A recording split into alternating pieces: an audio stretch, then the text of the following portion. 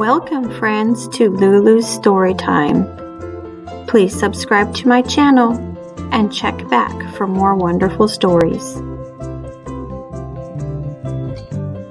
Today's story is The Catman of Aleppo, written by Irene, Latham, and Karim Shamsi-Basha, illustrated by Yuko Shimizu. This is a wonderful story about a brave man named Aloud, who saved many displaced cats in Aleppo, Syria. A note from Aloud. Dear reader, this is a story about cats and war and people, but most of all, it is a story about love.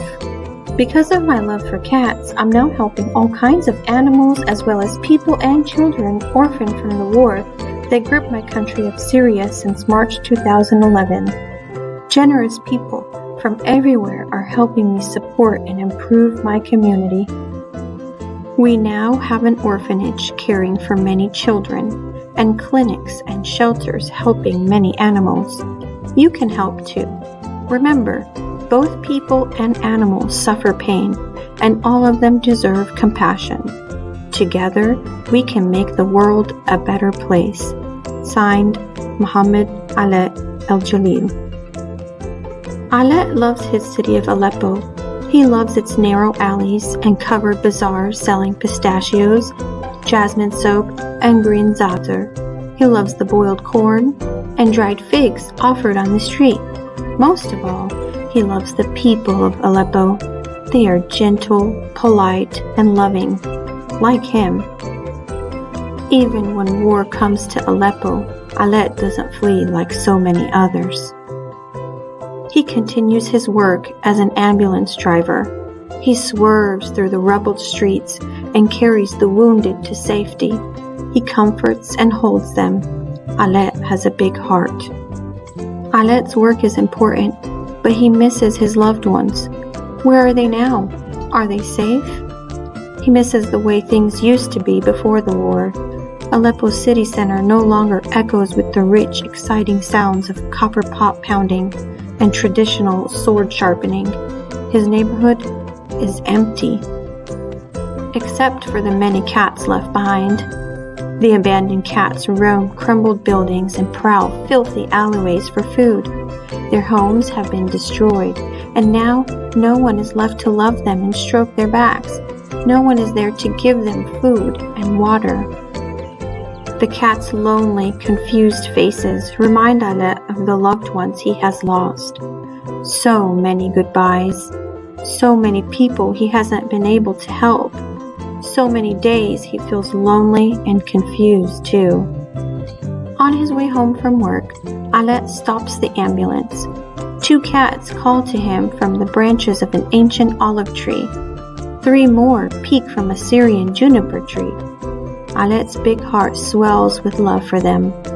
Bombs may still fall, and his loved ones may never come back to Aleppo, but there is something he can do. He can look after the cats. After his shift the next day, Alet uses the little money he has to buy fresh meat. When he unwraps the meat, the cats raise their heads and sniff the air. They are extra hungry. "Dai, Utta Utta," Alet calls. "Here, kitty kitty." A dozen cats rush toward him, their tails high. He gives them bits of meat and talks softly to them. The cats chew and purr and chew. Soon their bellies are full, and so is Alet's heart. He smiles and pets the cats, and they love him back. Alet brings meat and water for the cats every day. A dozen turns into 20. And 20 turns into 50. He can no longer care for the cats alone. "I need a place to keep them safe," Alet tells his remaining neighbors. "Together we can save them all." Word spreads and volunteers arrive. Donations pour in from many different countries. Everyone wants to help the cats of Aleppo. Alet collects enough money to buy a building with a shaded courtyard. He names the sanctuary the House of Cats, Ernesto, in memory of a friend's beloved cat. Soon cats are everywhere. Orange cats, striped cats, white cats, gray cats, and black cats. For every cat, there's a dish of food and a bowl of water.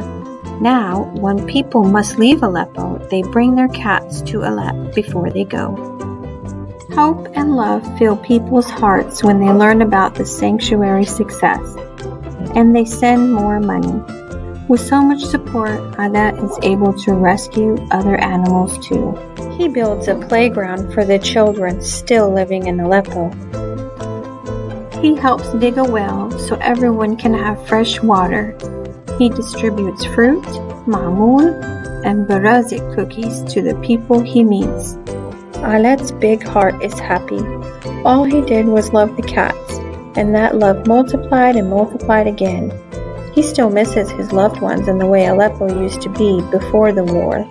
But now, Alaa is known around the world as the Cat Man of Aleppo. Alaa loves his city of Aleppo. He hopes one day soon its bazaars selling pistachios and jasmine soap will return, and he can enjoy eating boiled corn and dried figs. Meanwhile, he loves the sanctuary's courtyard filled with fat, sleepy-eyed cats. There's no place he'd rather be.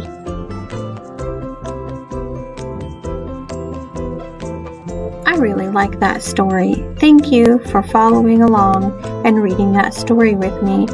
Don't forget, subscribe to Lulu's Storytime and hit that like button. Have a great day.